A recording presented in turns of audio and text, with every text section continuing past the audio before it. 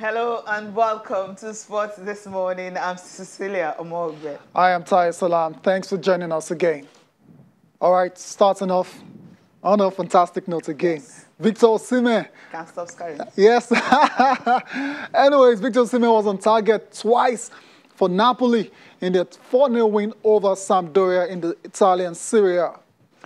Okay, great one for Victor Osimhen. 2 goals again last night. Also on the program is all about the D Tigress and the Lionesses of Senegal. They would be meeting today for a place in the final. That's the final of the FIBA Women's Afrobasket going on in Yaoundé, Cameroon right now. It's the battle of the cards, and depending on who you listen to, some people say, or some zoologists say, the lion is stronger than the tigress, and some say the tigress is stronger than the lion. So it depends on who you listen to. But then we'll be finding out today when these two titans face off in the semifinals of the FIBA Afrobasket for women. Also on the program, fight. Okay, it's not fight day yet. It's fight day eve. Oh, tomorrow night at the Tottenham. Weigh-in day. Exactly. Tomorrow at the Tottenham Hotspur Stadium, Anthony Joshua will put in all 3 belts on the line against Alexander Usyk. That's in the World Heavyweight Championship going on in England. We've got all of the preview for this match for you. All right, and of course that's where we're starting the show from, talking about Anthony Joshua and Alexander Usyk. All right, so we'll just start straight away by having a look at a tail of the tape. Let's see what it looks like, how both fighters compare to each other physically and technically, as well as their other records. Starting with Anthony Joshua. Anthony Joshua is the younger fighter. He's 31 years old compared to Usyk, who's 34. Of course, we know AJ represents Nigeria and Great Britain, while Usyk represents the Ukraine. The wins for AJ is 24 compared to 18 for Alexander Usyk. AJ has lost once, while Usyk is unbeaten in his professional career. KOs, that's knockouts, 22 for Anthony Joshua, 13 for Alexander Usyk. Of course, you can see the percentages as well, to 88% to 72%. Joshua is a taller man. Joshua has a longer reach. And in terms of their stance, AJ is orthodox, while Usyk is a southpaw, box lefty. Okay, now, the only difference here is just the age. I mean, what the only, okay, how do let me try to rephrase it. Right. The only upper hand that Usyk have over Anthony Joshua is just the age, which is 34. So how do you call that? That's not even an advantage. As a matter of fact, age is a disadvantage in boxing. Look at the tail of the tape. I'm trying to check. Okay, where is it better than Anthony Joshua? Nowhere. The only difference is he's older, so more experienced. But then when it comes to fight, he's got just 18 fights. That's what I'm saying. So nowhere. 18, Anthony Joshua has 25, and out of that 25 is 24, only one loss. Fight, only one loss, which was, of course, so the Andy, Mexican is so Andy underrated and all. So at the end of the day, and the knockout, you just can't compare that. Huge difference, 22 and 13. So, okay, so Cecilia, based on the tail of the tape, the reach, everything, Joshua is more superior. So AJ, looking at it technically, it's all about AJ. Exactly. So because it caught me by surprise when you try to say that being older in boxing is an advantage. Typically, when you're older, you're not as strong as your younger opponents. It's a young man's game. That's boxing for you. So AJ pretty much has all of the advantages going into this fight. But this is just on paper, so we're not getting too carried away. We're seeing pictures are coming from the Tottenham Stadium. It's going to be about 60,000 fans in this stadium. State of the art, literally, stadium. And for the first time, they went face to face yesterday. AJ and Alexander Usyk. Usyk coming in all dressed, very colorful. Looks like Joker from the Batman for this particular face-off. Anthony Fury, Tyson Fury. Well, if you look, take a look at this presser, it was clean, it was respectful, and it was a bit serious. I mean, we didn't feel any trading of punches or some very funny words or anything, or trading words against each other. It was just clean and respectful, and also a bit serious when they came face to face, which was what I really love about them. Well, it seems a bit boring, but I think being clean and respectful is better than being like, you know, trading punches. Now, Cecilia, there's no right or wrong way about doing these things. It depends on the characters involved, Cecilia. Yeah, I mean, very firm handshake. Yeah. We're going to see the stare down later. Very serious and intense. I get all of that. It depends on the characters. AJ is we know his personality. We know the personality of Usyk as well too. You can't compare these guys to someone like Tyson Fury or Deontay Wilder or Mike Tyson. These guys all have different characters and different personalities, so it always comes to fore whenever they go face to face, and we can never forget that they're trying to sell this fight at times as well too. So we love a bit of commotion, a bit of chaos during this face-off. I don't mind it at all, but it's all about AJ and Usyk on Saturday in London. The IBF, WBA, WBO belts will be on the line against Usyk. If Usyk wins that bout, he's going to be taking all of them belts back to Ukraine now, which is going to be very, very sad. Usyk, he is bidding to become the third boxer ever after Evander Holyfield and David Haye to win world titles at cruiserweight and heavyweight. We'll see if we'll be able to do that on Saturday. But let's take a listen to Anthony Joshua, how prepared he is for the bout on Saturday. So I've had fun in camp. It's been demanding and challenging, but we make it fun because it's practice. When you can see improvements, like a dog or a baby, you know, when there's improvements and you praise them, they want to do more. So I've wanted to give more and more each day. And I'm still in camp now. For everyone here, I hope you enjoy fight week and the build up. But for a fighter like myself, this is just another day in camp. And on Monday or maybe Tuesday, I'll be back in the gym. So I'm just looking forward to performing. If you guys have come out to see what I do every day in the gym, I do this a lot. I practice, I spar a lot, I hit the heavy bag a lot. So you guys are coming out to see me hit a live body bag, and you're coming out to see me kind of spar one guy. Instead of sparring like 4 or 5 guys, I'm just going to be in the ring with one guy for the duration of 45 minutes. And I hope you guys really enjoy everything that I've been working on Saturday night. All right, he enjoys everything about the Ukrainian. And the last time said the cream always rises to the top. Let's see what's going to happen on Saturday night. I just can't wait. I can't wait, Cecilia. It's a very tricky fight for AJ. Right. Even though the tail of the tape suggests he's got the upper hand. There's bigger man, and but we're seeing smaller men. We're seeing smaller men beat bigger men. David Haye, when he took on the giant from Russia, it was 3 times smaller. Nikola Valev, it was 3 times smaller. It was literally David versus Goliath. Yeah, that was what it was. And David Haye won the bout.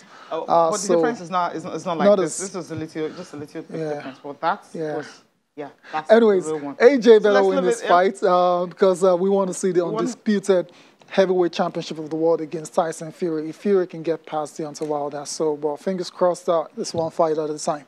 Yeah, one fight at a time. All right, let's get on with the show. Ryder Cup. Yes, it's today. Finally. 1 p.m. Finally. Tee-off, right? Yeah, 1 p.m. tee-off. And Cecilia, finally, after the postponement from last year because of COVID, we get to see the 43rd Ryder Cup between Team America and Team Europe. And the captains, Patrick Harrington and Steve Stricker, have selected their 4 pairings for the foursomes later on today, starting by 1 p.m. Like Cecilia said. There you go, Cecilia. Look at some incredible names on the roster for both sides. For Team America, it's Justin Thomas and Jordan Spieth taking on John Ram and Sergio Garcia. Of course, John Ram is world #1, and we all know the antecedents of Sergio Garcia was making his 10th Ryder Cup appearance, and is very, very, very experienced and has points in his career, you know, combined for all of the American team. That's how good Sergio Garcia has been. It's incredible. It's his 10th Ryder Cup appearance, and he holds the same Ryder Cup points in his career as the entire American team combined. Hard to get that right. This is an incredible matchup. Yeah. Should be very, very fascinating. The second pairing is going to see America's all-star partnership. From world number one. From world number one was that? Dustin Johnson. Dustin, yeah. DJ. It's been a while, DJ. And Colin Morikawa. Yeah. They'll be taking on Paul Casey. Yeah, Paul Casey and Victor Hovland. Elsewhere, later on, it's going to be Brooks Koepka and Daniel Berger taking on Lee Westwood and Matt Fitzpatrick. Then the final... Westwood? Sorry? It's going to be his 11th appearance at Ryder Cup. You see the experience you're talking about again for Team Europe. So they've got the work cut out, but then the Americans are parading some of the best golfers on the PGA Tour, so you can't really rule them out. Last foursomes for the day, we'll see Patrick Cantlay and Xander Schauffele. Xander is the Olympic champion, Olympics champion. Yeah, they'll be taking on Rory McIlroy and Ian Poulter. Let's take a listen to both captains speaking on their selections. Well, obviously, I'm very comfortable with the team I've put out there. Strong, experienced team. I did have 12 players that could play foursomes, so probably it was a pretty tough decision to have to rest four. It wasn't a very easy decision. I think it was pretty clear to me where we were going, though. Very happy with my partnerships I've put out there. And clearly, it's interesting when you see the matchups. We would have been aware that JT and Jordan were going first, obviously. So we were obviously going to lead ourselves with a strong partnership, as you can see with John and Sergio. So I'm sure the whole world will be watching that one. Yeah, I feel great about our pairings. You know, some teams that have played together, you know, over the years, whether in Ryder Cups or some President's Cups. So, yeah, we wouldn't put them out there if we didn't feel good about them. Let me just put it that way. So we're extremely excited about how these guys are playing and the order in which they're going out. Stricker, that's the captain for America. They'll be looking to stop the rot against our Team Europe in the 43rd edition of the Ryder Cup. Europe have been dominant in recent times, 4 of the last 5, 9 of the last 12. But everyone seems to be saying the Americans are the favorite this time around because of all of those players that we mentioned and the fact that they're playing at Western Straits as well. Yeah, which is great for them. So how it pans out when it starts today. Right? Yes. You know, 1 p.m. 1 p.m. today. Okay, let's talk about the Labour Cup. Right. I mean, you're not going to be having Roger Federer for the first time. Rafael Nadal and Djokovic. Novak Djokovic. The 3 of them will not be here. But then you've got that, yeah, the guys that everyone has been saying step up to the plate. And they're all stepping up. So Team Europe heavily favored with all 6 players. You have Daniil Medvedev is there, Andrei Rublev is there, Alexander Zverev is there. You have Stefanos Tsitsipas, Matteo Berrettini, Gasper Ruud, all of them ranked in top 10. And of course, number 1 in the ATP ranking. So it shows that, okay, they still got it, despite the fact that you don't have those other top stars in Team Europe. Yeah, fantastic, fantastic opportunity for them to step up in the absence of the big 3. For the world, they're not too far behind. They have Canada's Felix Auger-Aliassime, fresh off reaching the semifinals of the US Open. They've also got Denis Shapovalov as well, who is a very decent player. Diego Schwartzman, the Americans, Riley Opelka, and John Isner, as well as your guy, Nick Kyrgios. Nick Kyrgios. Now he's a guy now. You got 3 serious players right here in Team World. Oh, my goodness. It tells the story. Who the other 2? Okay. Come on, don't do that. Nick Kyrgios is the only one I see who's the other guys actually. John Isner, come on. These guys should be better than this. That's my point. Yeah, but you said unserious. And there's nothing unserious about the way these guys play. They always come to the party. They're thoroughbred professionals. You don't see them getting in the kind of troubles that Nick Kyrgios, I'm talking about their game. Right now, I mean, John Isner should be better than the way he's come on. John Isner is done well for his career. Anyways, let's leave Isner and go ahead and listen to the headline names for both sides. I'm talking about Stefanos Tsitsipas for Team Europe, as well as Felix Auger-Aliassime for Team World. number 4 is very important for us. We are surrounded by a team of really young guys, and we get to share something like this for the very first time. So for us, it definitely holds a significant value, you know, and we do want to create different memories this year, and we did have the opportunity to form some really great ones in Geneva. So I think it is exciting times that we get to do this with a younger generation of players. I would consider it more of a group effort. Of course, you have some guys that haven't experienced that kind of atmosphere before. It's fair to say that Sasha has played the most amount of times, and he has the most experience when it comes to Ryder Cup. So we might, you know, take some of his advice. It is important for us.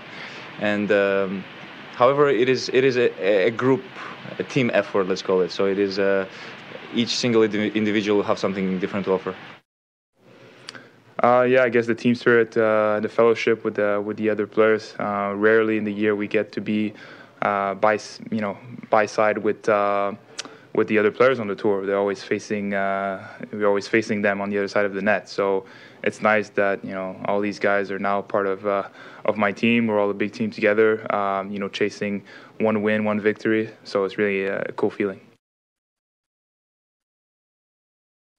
Felix Auger-Aliassime and Stefanos Tsitsipas all ready for the 4th edition of the Ryder Cup, which is going to serve later today in Boston at the TD Garden. To be precise, of course, it's no Rafael Nadal, no Djokovic, and no Roger Federer, but all these young guns are ready. Generation. They're ready to. Waiting in the wings for them. They're ready to take over. Interesting. They'll be captained by John McEnroe, that's for Team World, and Bjorn Borg for Team Europe. Let's leave the tennis court now. Let's go to the basketball court, to Yaoundé, Cameroon, precisely. Where the cats are ready to fight tonight. The big cats. They're not just cats. They're massive cats. Right? Exactly. All right, Nigeria. What went down. Okay. Or before then. Talk about what went down yesterday. The quarterfinals. Expectedly, Nigeria cut the VAR 72-56, and the girls 24-8 lead in the first quarter. Wow. Then decided to slow down a bit and allow the Ivorians to catch up a bit, not just disgrace them and send them out like that. But Ezine Kalu, led with 17.4 rebounds, 6 assists, and even 1 steal. She was most efficient there. Of course. It was 24 rating, right? Of course. She was good. Also, Dera Chidom, all of them combining for 27 points. Senegal and Mozambique. Expectedly. 74-46, expectedly. Cameroon 67-61 for Egypt and Mali. And Angola, it was 74-53. So the semifinals are set. Nigeria versus Senegal and Cameroon. That's a host nation. Will be taking on Mali. So I would say it pans out. So action will go down today, involving all of these 4 teams. Let's focus on Nigeria's game. Of course. On the back of the game against Côte d'Ivoire. Cecilia, we were watching that game yesterday, and you complained about the physicality of the Ivorians. So, and I totally agree with you, because I was watching it as well. I was like, wow, these guys, they're very aggressive, very physical, actually overly physical. And the ref wasn't even calling for most of the fouls. I felt that they were too aggressive. So maybe a warning would have helped. Exactly. It just went on until, that's how they played all through the four quarters. So this morning, not a surprise to me that the coach, Otis Hughley, is very, very, very mad and very annoyed with the way the Tigers were played in that game, and wants the officiating to improve going forward. Let's take a listen to the post-match thoughts of Otis Hughley.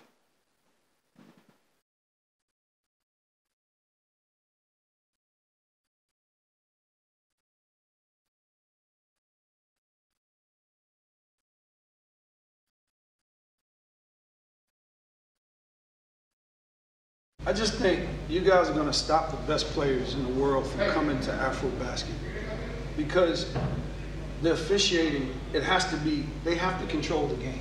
Yeah. You can't tell the other coach to tell his players to stop playing hard. You can try, but they may not listen. But you can have the officials say, look, foul, hold, intentional. You could do that to stop people from just being abusive. They just ran at our girls and knocked them over. No fouls. And they expect us to play through that. Our girls got to go and play their careers. They got to go to the teams after this. They're not going to want to come back here if you're going to allow that to happen. You got something going really good now. You're building African basketball, and you're going to sabotage it by not monitoring the game like you should. You deserve a good game. The world hates Africa. They don't want to do it. We're going to have to do it ourselves. They don't care. We have to care. Yeah. And we're not doing that. We're playing politics. We're playing favoritism. We can't continue to keep doing that and want a good result. You're not. These girls, they're going to stop coming.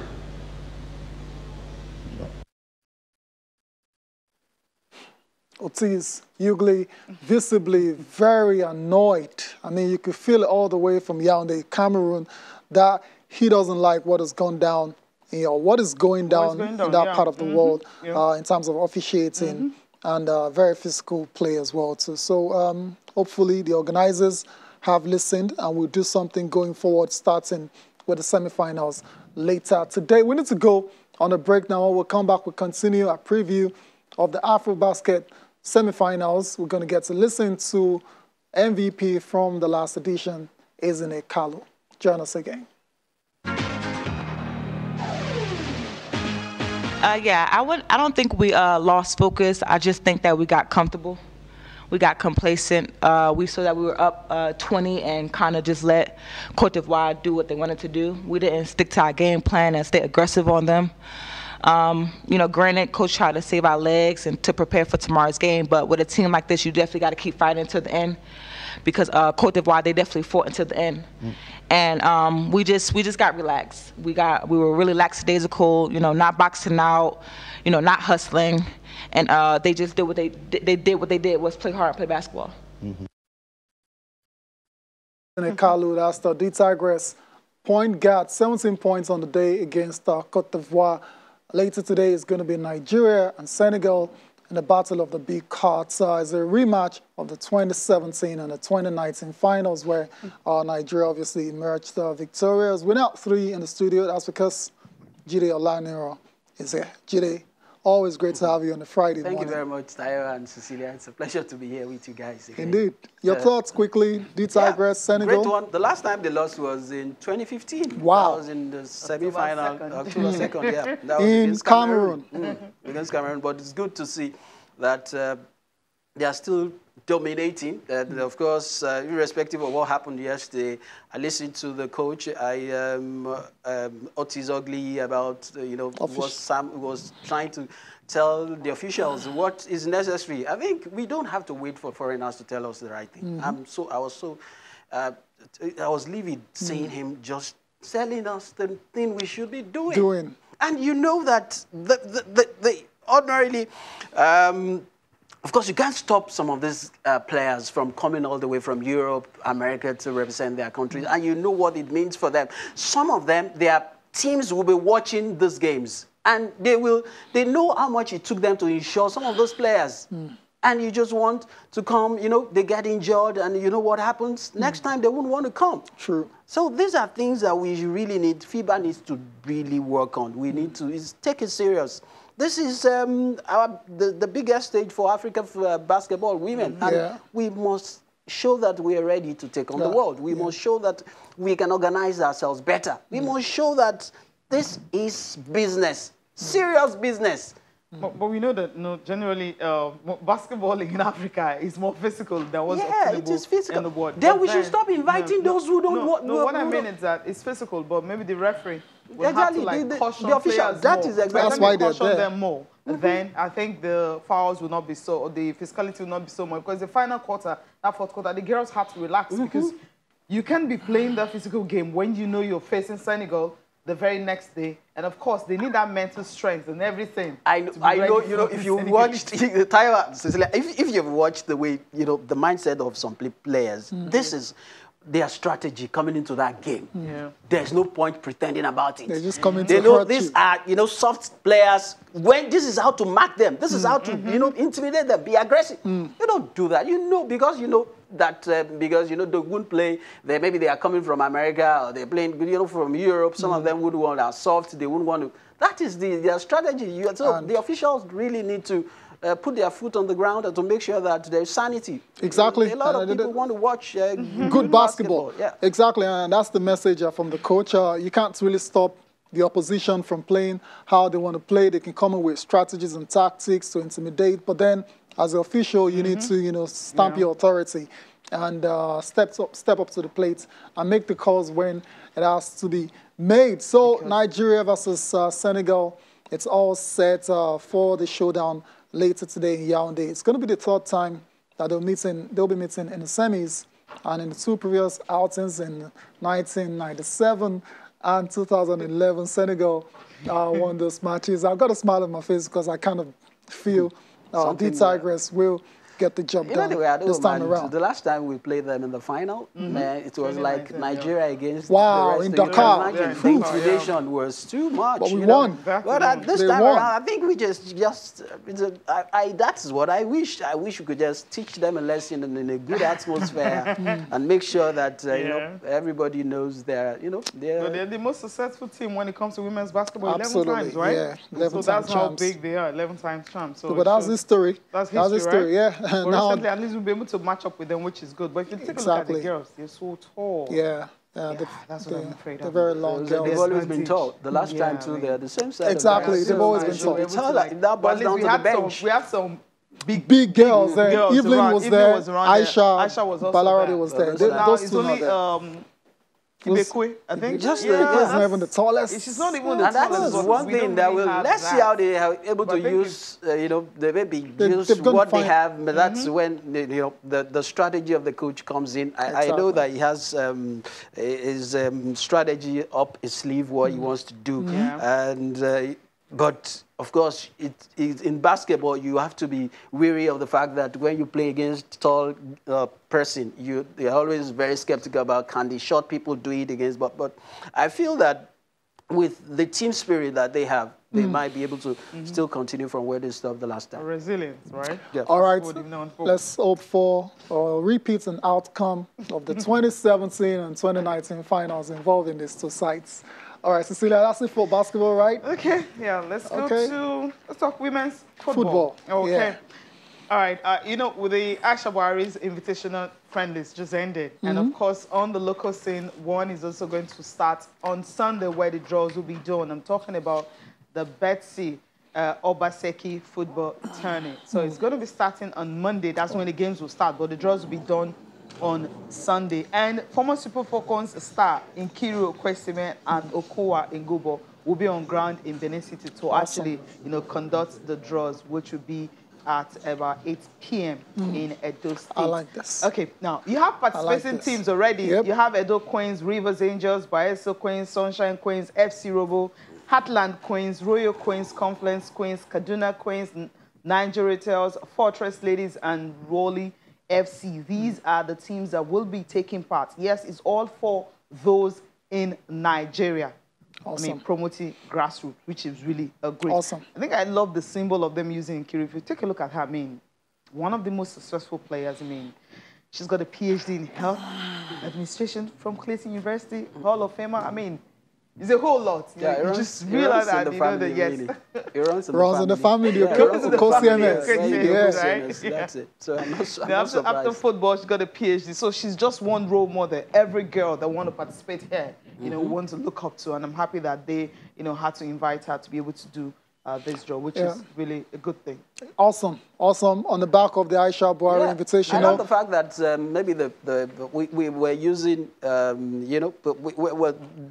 those in, should I say, leadership at the level that we are using the political clouds to push, programs using football and sports generally now. I think we can do, we should do more of that.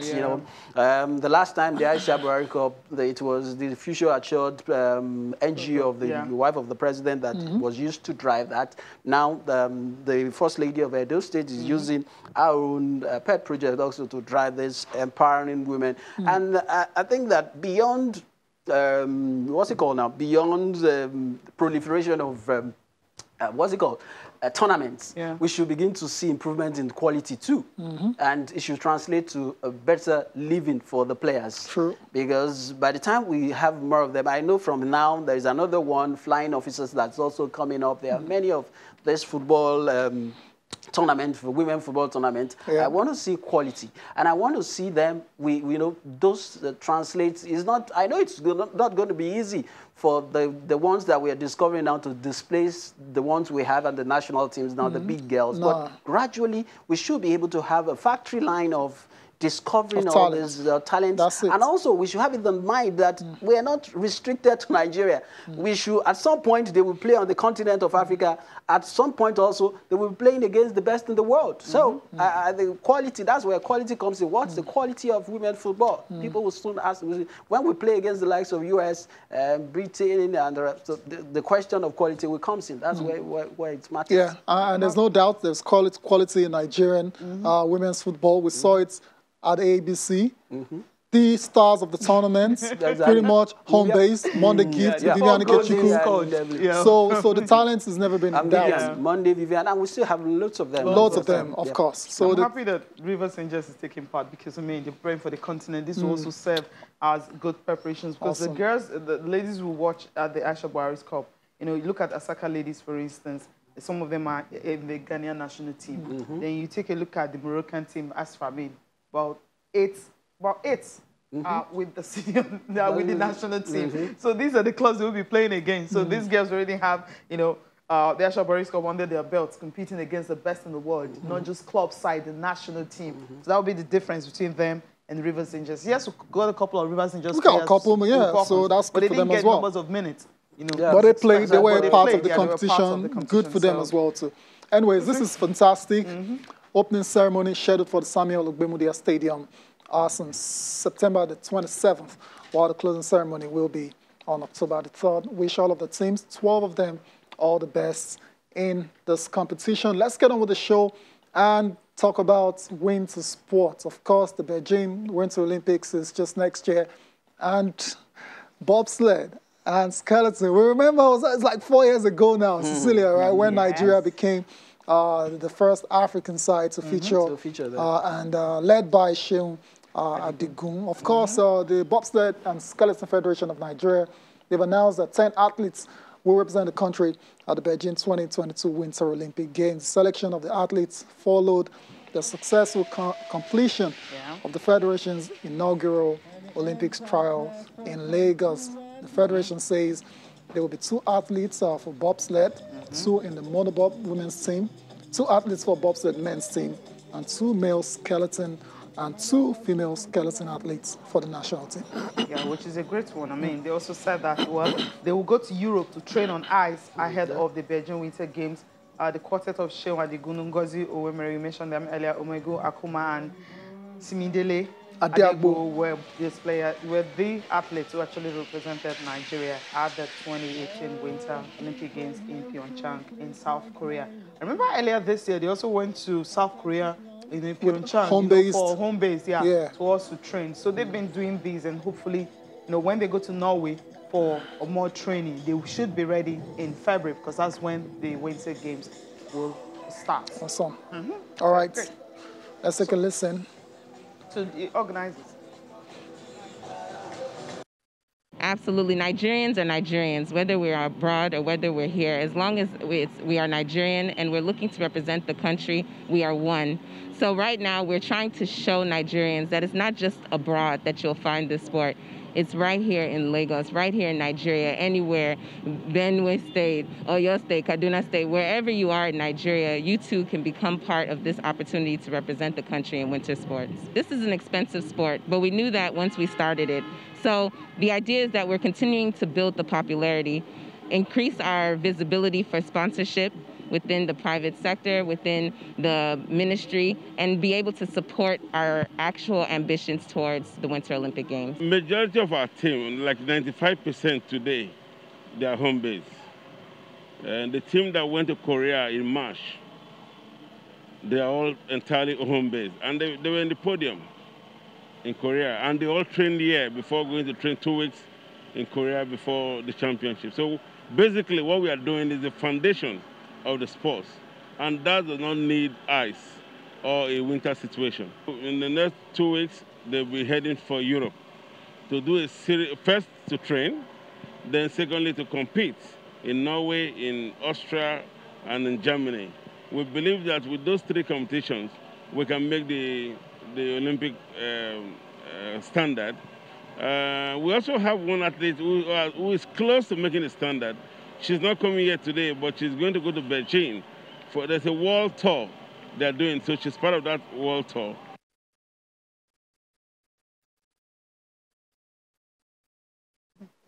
All right, Solomon Ogba is the president of the Nigeria Bobsled Federation. Let's move on from bobsled and skeleton. Let's go to Scrabble. There's a Scrabble's Premier League in Nigeria. Yes. Very interesting. The 2020-2021 Mind Games Scrabble Premier League season has ended after winners emerged at the most glamorous championship in Nigeria.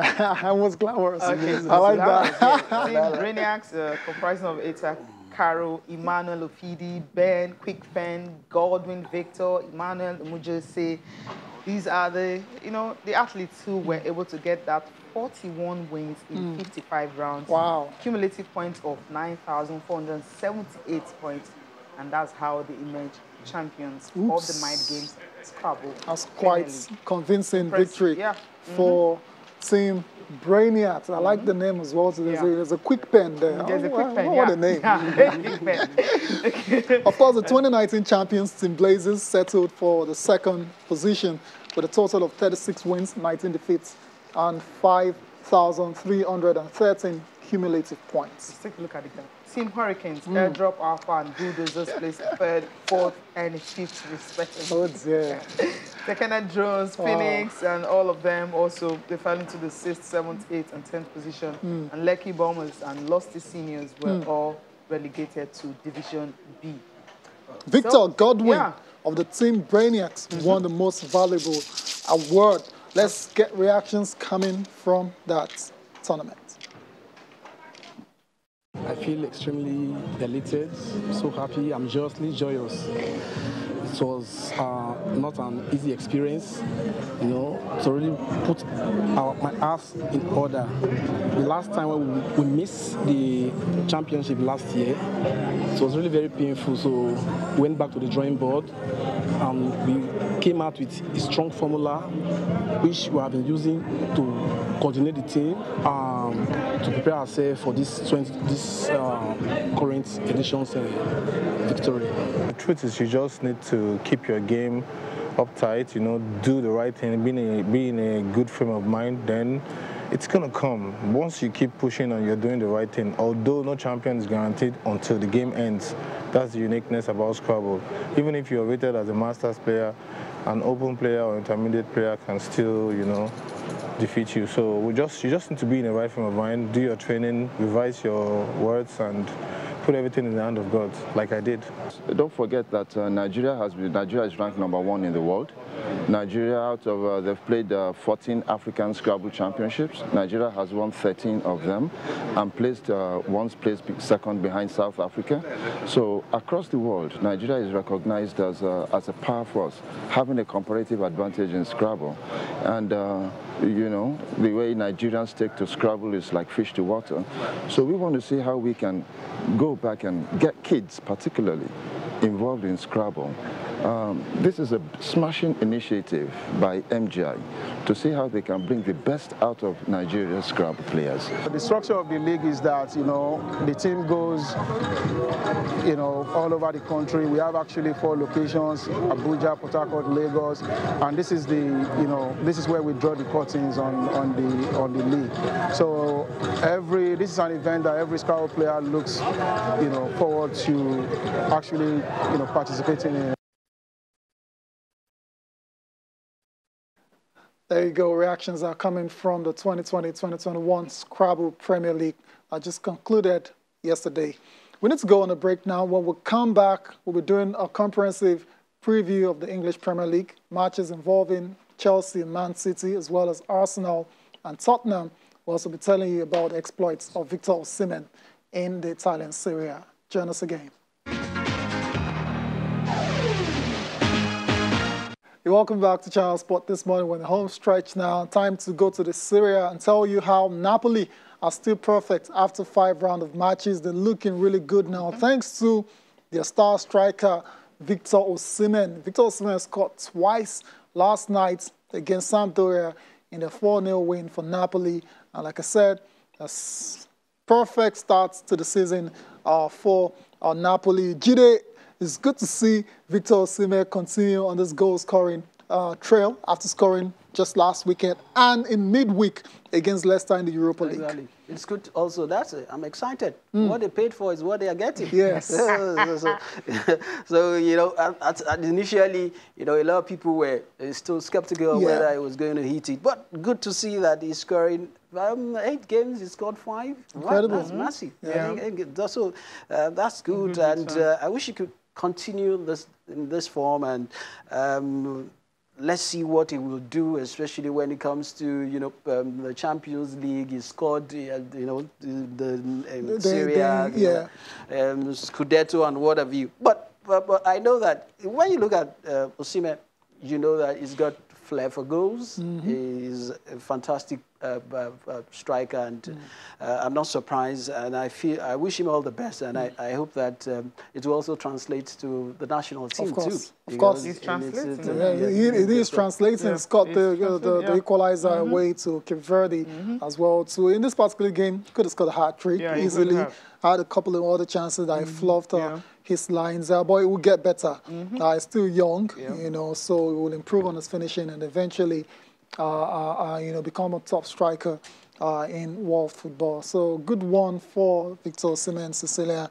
Hopefully he continues in this. I think so, because it's just his drive, you know, the way he hustles for ball. You know, when you see Osimhen that one is part of it. It's like it's inbuilt. It's like every time I watch him, I remember. He plays like that's his last game. That's his final game. That's it. As if always game. hustling. Credit must be given to Amunike. Discover I don't just want to go over and over. Yeah, you know, I don't want to go over and over again over how, you know, he got to this point. Initially, when he first got to Europe, he was struggling. It was an almighty struggle. But he had the, you know, the determination to be successful because he knows it's in him. Yeah. When you look at right from the under-17, you could see that he's got the makeup of a good striker. Exactly. All he just needs to be consistent, determined, and focused. And this is the reward is here gradually. You know, had to move from Germany to Belgium to back to France.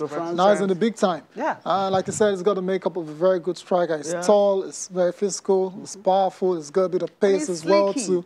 So, Victor Osimhen, carry on scoring so we can keep talking about you on sports this morning. Let's go to the Premier League now. Match day 6 is upon us, Cecilia.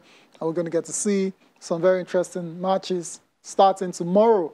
Let's see if fixtures are coming for tomorrow. Of course, the headline fixture involves Man City going to Stamford Bridge to take on Chelsea. Chelsea looking like, you know, I don't want to say champions already, but they look very formidable. Let's put it that way. They look very unbeatable. I think, they look very unbeatable because someone took all his promises. He's going to set up a team that it will be hard to beat. And so far, he's doing that. It's looking like that. Because even in the FA Cup, when you're the Carabao Cup, you're thinking, okay, what's going to happen? But somehow they just find a way to grind out that result. And the way they took out Tottenham was with all ruthlessness. And Aston Villa, dying minute, they scored 2 goals, and then 3 wasn't a reflection of the game. But then it shows that, yes, he's gradually building that team that are so unbeatable. So Man City should have to be careful when they go to Stamford. Tuchel right now, I just look at the, let me say, I just look at the discrepancy between, or should I say, the difference in the huge, or the gulf in the class of some of these clubs, and, you know, even the regular traditional big names, like, you know, when you look at what Chelsea has in terms of personnel players, now, you just know that this manager will be spoiled for choice at some point because he won't know who to start or where. But it's good that he's managing it well. And nobody wants to play Chelsea at this time, I must say. And at this point, for Man City, when it's not looking, it's still struggling. And gradually, I hope that they can get a result. Don't forget, they will be traveling over the during the week also to play PSG. Yeah, the Champions it's a League. tricky Then 7 days for them. Then Liverpool next. Yeah, I don't envy those 3 matches right now. I don't envy, and I hope he doesn't overthink because the British press has a way of making us think that we'll just you run overthink through the strategy. We'll run through the fixtures for Saturday. Leicester and Burnley also be in action. Watford and Newcastle, Brentford and Liverpool. You have Southampton and Wolves also in action in the English Premier League. And of course, on Sunday, you're having Arsenal and Tottenham. Arsenal won games back-to-back, not London Derby. Yes. Yep. So let's see what Arsenal will be able to do against Tottenham. They won 2 games back-to-back. They won in the Carabao Cup. 1-0, 1-0. It doesn't really matter. Well, If they win, they'll take the W and smile and be happy with that. Right? It's going to be. I think it's going to be easy too. It's going to be at this time.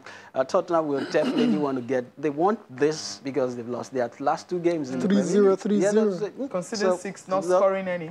So I think this is not the best time for Arsenal. So Arsenal too, they need to get all the points that they need. They can get now. However, but Tottenham also want to show that, man, we are here to stay. We just want to encourage the manager needs to prove that is the best for the best person for the job. So I don't really like he's the best person for the job. Now, Tottenham, the reason why he came in was just to change the fortunes, and they also want to be in the top 4. I think they have ambition. Playing in the Conference League is not what they want to do, I'm sure. If they could have played, and I feel that is what they want to do. And if you want to play in the Champions League, or maybe at worst, Europa, then you have to do better. Anyways, we'll see how it pans out this weekend between Chelsea and Man City. Recall, Thomas Tuchel has had the better of Pep Guardiola. How many times in a row now? 3 times. There you go. So, he's been Champions League back-to-back and FA Cup. There you go. So just League, FA Cup, and Champions crucial. League. When you don't want to be beaten, that's when he's had the better of Pep. Can he turn it around? 12:30. We'll find out. We'll see. We'll find out. Kickoff. It's going to happen. Early kickoff. So early. They need to do that so that they can prepare for PSG. Okay. Let's take a look at the papers. I'll start with Sporting Life here. Sporting Life, yes, Lukaku is talking about racism, racist doubts whether taking a knee is working in football. Yeah, people have been asking that question, but they just want to make a statement and say, okay, kick against it. Yeah, there's nothing wrong with taking a knee and still doing all the stuff behind the scene to make... Depends on what works for you. Exactly. But or you can do both. Racism, can we eradicate racism, really? But we can just limit and make sure, show the intention. I think from those who organize football, they can show the intention. Why not? They just got to be more strong. Yeah, more stricter. Punitive measures. That's it. Maybe not taps on the wrists. Whatever happens, whether it's just one particular fan, when a club is deducted some points and the fans they understand that, I think they'll keep quiet. Just look for them. Just hit them where it's going to pain them. I think that's just point deduction or tell them not to play away from home for 4, 5, 6, 7 games. You just got to purge these racists. Or maybe behind closed doors, just do something really strong. And if they do that, I think it's going to stop, really. But money is also, they always want to consider when put money in everything that they do. Like you said, play when you have to play behind closed doors. But those who are organizing these games also, that money is the root of the game too. They're not serious. If you want to be serious, then the punitive measures will have to be harsher, not just slapping the wrist. That's it. All right. You also have Spalletti talking about Simeone is devastating. Why not? After scoring a brace, you shouldn't, huh? Wow. Which of them am I picking up? Alex Iwobi, my game has improved under Benitez. Ah, really? Okay. After how many games? Okay. These players, man, the politicians as well. Yeah, maybe he's a better super sub. Liverpool joint race for Haaland. And Lionel Messi injury more serious than first feared. Oh, this is not good. Okay, this is not good, not really. Good. All right, let's go to Complete Sports. Yeah. Outstanding. Osimhen bagged brace. Hailed by Spalletti, of course. When your striker scoring goals, you get the praises of your manager. Hopefully that continues. Tuchel, it's in Chelsea's DNA to be winners. Huh? It's true. Chelsea's DNA under Roman is all about winning, nothing else. Nothing else. Nothing exactly. matters. Right, not Chelsea way or Stamford Bridge way. No, there's nothing like anybody's winning. The only way is winning. Yeah, I like that about Chelsea. It's very clear. It's not open for interpretation. Its ambition is clear. Get the trophies. Exactly. It will be my game has improved under Benitez. Talked about already.